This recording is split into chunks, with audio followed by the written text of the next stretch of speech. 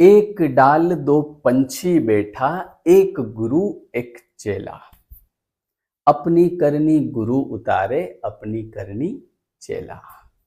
इंसान जो होता है वो स्वयं ही अपना मित्र है, स्वयं ही अपना शत्रु है, और इंसान स्वयं ही अपना उद्धार कर सकता है।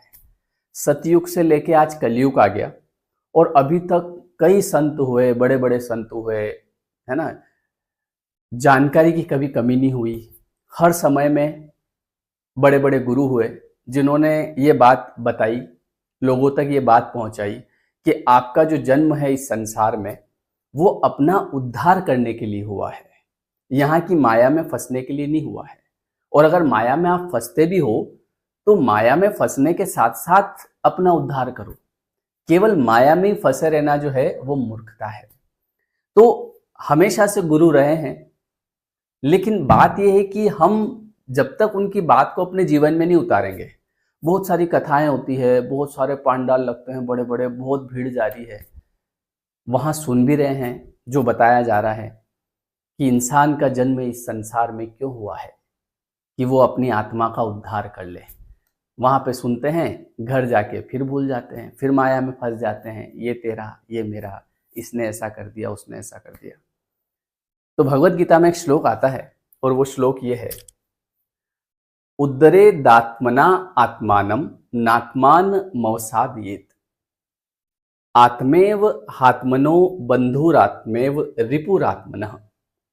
मतलब कि इंसान जो होता है वो स्वयं ही खुद का मित्र है, स्वयं ही खुद का शत्रु है, और वही अपने उद्धार और पतन का कारण बनता है। कई बार हम क्या करते हैं कि हमारे जीवन में जो घटनाएं घटित होती है, इन घटनाओं का कारण हम दूसरों को बताते रहते हैं, इसकी वजह से ये हुआ, उसकी वजह से ये हुआ। लेकिन वास्तविकता में अगर देखा जाए तो ये जो श्लोक है इसमें ये कहा गया है कि किसी की वजह से कुछ नहीं होता है।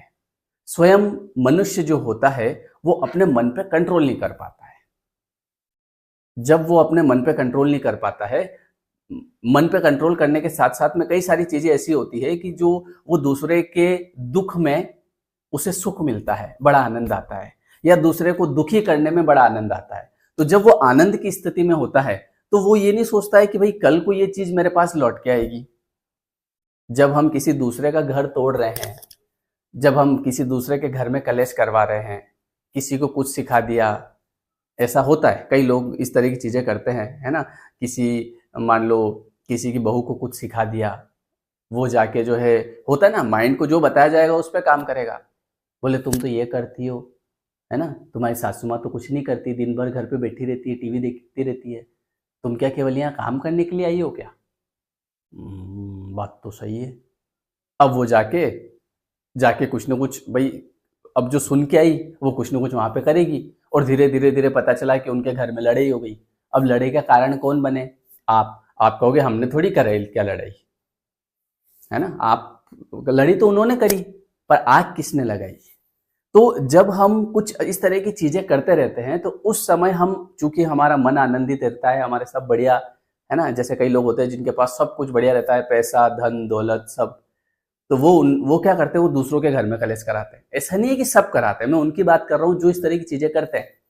तो उस समय आनंद रहता है, लेकिन जब वही चीजें, वही कर्म हमारे ऊपर लौट के आता है किसी भी प्रकार से, भाई आपने सामने वाले घर में कलेश कराया, तो अब वो कर्म बना, अब वो कहीं ना कहीं जब आपका योग बनेगा तो कोई ना कोई व्यक्ति को तो आपके जीवन में आना पड़ेगा ना, उस इंसान के जीवन में आना पड़ेगा।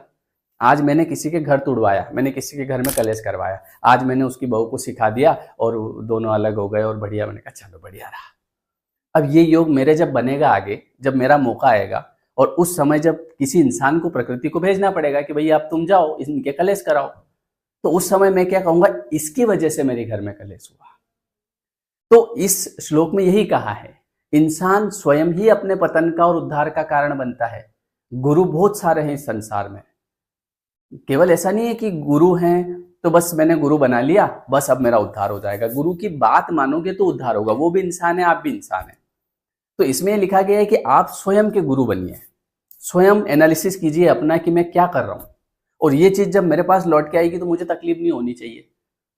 आप देखो ना, आपके खुद के आस पड़ोस में ऐसे कई लोग होंगे जो इस तरह के काम करते रहते हैं, इसीलिए तो हमारे यहाँ ऐसा होता है कि हम कुछ काम करते हैं तो किसी को बता नहीं सकते, अपने लोगों को नहीं बता सकते हैं, है ना। कभी कुछ काम करते तो पहले से नहीं बताते, क्यों नहीं बताते, कलेश कर देंगे। कहीं मान लो शादी वादी की बात चल रही है तो हम अपने लोगों को तक बात नहीं पहुंचाते हैं कि पहुंचा देंगे, न कहीं कुछ ना कुछ बोल देंगे ऐसा, या भले बोलेंगे नहीं, चुप भी रहेंगे। जैसे मान लो कोई पूछने गया कि भाई साहब यार वहां अपने जो है लड़की की सगाई की बात चल रही है तो कैसे क्या है, कुछ नहीं बोला। देख लो हम क्या कहें, देख लो मतलब कुछ तो बताओ उनके बारे में। भाई आपने करी तो आप जानो, हमसे तो नहीं पूछी थी, अब देख लेना आपके हिसाब से। अब सामने वाला आदमी टेंशन में आ जाता है, यार क्या गड़बड़ है यार। अब ये भी कर्म तो अपने को ही लगेगा। भाई सीधे से या तो आप बता सकते थे या आप कि भाई बढ़िया कोई दिक्कत नहीं, या फिर जैसा भी है, पर वो जो एक तरीका होता है, टोन होती है, उसमें सामने वाले का मन पलट जाता है। ये सब मेरे पिताजी के साथ हुआ था, और खुद मुझे वो बताते हैं कि एक बार ऐसे मुझे देखने के लिए लड़की वाले आए थे, नारियल वारियल दे गए, 1 रुपया भी रख गए। उस समय 1 रुपया बहुत वैल्यू करता था, तो पहले नारियल देते थे, मतलब पक्की हो गई सगाई, तो नारियल रुपया देके गए। जो पिताजी कह रहे हैं कि मैं आज तक ढूंढ रहा हूँ उनको कि वो कहाँ है, वो जो नारियल देके गए थे ना, आज तक मिले नहीं हो। तो आए नहीं, उसके बाद किसी ने सिखा दिया, बोले बोले कि किसी ने जाके बोल दिया कि लड़का तो जो है कुछ करता वर्ता नहीं है, इसके पास तो काम नहीं है, ये तो मजदूरी का काम करता है, तुम्हारी लड़की को क्या खिलाएगा। तो सामने वाले ने कहा हाँ यार बात तो सही है। तो उसके बाद वो पिताजी बोलते हैं कि वो नारियल देके गया, आज तक नहीं आया। तो लोग ये काम करते हैं, लेकिन यही जब उनके ऊपर लौट के आता है तो फिर वो क्या करते हैं, इसकी वजह से हुआ, इसकी वजह से हुआ, उसकी वजह से हुआ। किसी की वजह से नहीं होता है, खुद की वजह से होता है, खुद के कर्मों से सब होता है। तो अपने मन को कंट्रोल में रखो, वश में रखो, और अगर किसी के लिए कुछ करना है तो अच्छा करो, बुरा मत करो, है ना। तो अगर आपको उद्धार करना है तो आपको चीजों को फॉलो करना पड़ेगा, आपको अपने आप को जानना पड़ेगा, अपने मन को जानना पड़ेगा, अपने चित्त को जानना पड़ेगा, अपनी बुद्धि को जानना पड़ेगा, अपनी आत्मा को जानना पड़ेगा, अपने आप को जानना पड़ेगा। उसके लिए आपको बैठना पड़ेगा कुछ समय अपने लिए, आधा घंटा नाम जाप करना पड़ेगा, भगवान की भक्ति करनी पड़ेगी, भगवत गीता पढ़नी पड़ेगी। क्योंकि क्या होता है कि अच्छी चीजों के लिए प्रयास करना पड़ता है। जो अच्छी चीजें होती है ना, उनके लिए प्रयास करना पड़ता है, बुरी चीजें अपने आप आएगी। अच्छी चीजों के लिए आपको, आत्मज्ञान के लिए आपको भक्ति करनी पड़ेगी, आपको भगवत गीता पढ़नी पड़ेगी, नाम जाप करना पड़ेगा, भगवान संकीर्तन, प्रभु कीर्तन, ये सब करने पड़ेंगे, सुंदरकांड पढ़नी पड़ेगी, हनुमान चालीसा पढ़नी पड़ेगी, गायत्री मंत्र बोलना पड़ेगा। कुछ भी ये सब करोगे तब जाके आत्मज्ञान आएगा कि यार मुझे ये काम नहीं करने चाहिए। बिनु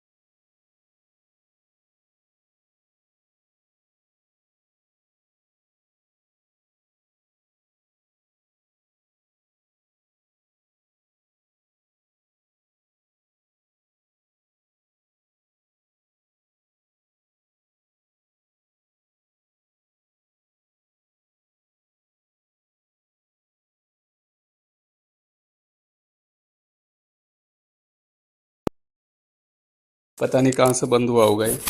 चलो कोई बात नहीं, वैसे मैंने देखा था ये अभी थोड़ी देर पहले ही बंद हुआ हो। तो मैं ये कह रहा था कि गुरु जो हैं, जो हमने गुरु बनाए, उनके कर्म उनके साथ। वो अगर नाम जाप कर रहे हैं, साधना कर रहे हैं, तो इसका मतलब ये नहीं कि वो सब मुझे लग जाएगा। भाई मुझे उनको फॉलो करना पड़ेगा। तो भगवत गीता में यही कहा है कि इंसान जो होता है वो स्वयं ही अपने अपना उद्धार कर सकता है, स्वयं ही अपना पतन कर सकता है। तो इंसान को चाहिए कि वो अपना ध्यान अपने उद्धार पे लगाए, न कि पतन पे। ठीक है, आप प्रेमानंद जी को सुनते होंगे, वहां कई लोग आते हैं, है ना, वो बताते हैं ना, गुरुजी मेरे से ये गलती हो गई। कल कल ही मैं एक वीडियो देख रहा था, तो कोई एक लेडी आई, तो वो बोल रही थी कि मैंने जो है बहुत सारे उल्टे उल्टे काम करे, और मैंने ये वो बहुत सारी चीजें बताई। उसने शराब के बारे में बताया, मैंने ये भी किया वो भी किया, लेकिन अब मैं जो है बहुत परेशान हूँ और मुझे इससे बाहर निकलना है। तो मैंने ये सोचा, मैंने कहा भाई उन चीजों में जब इतना मजा आ रहा है तो बाहर क्यों निकलना है?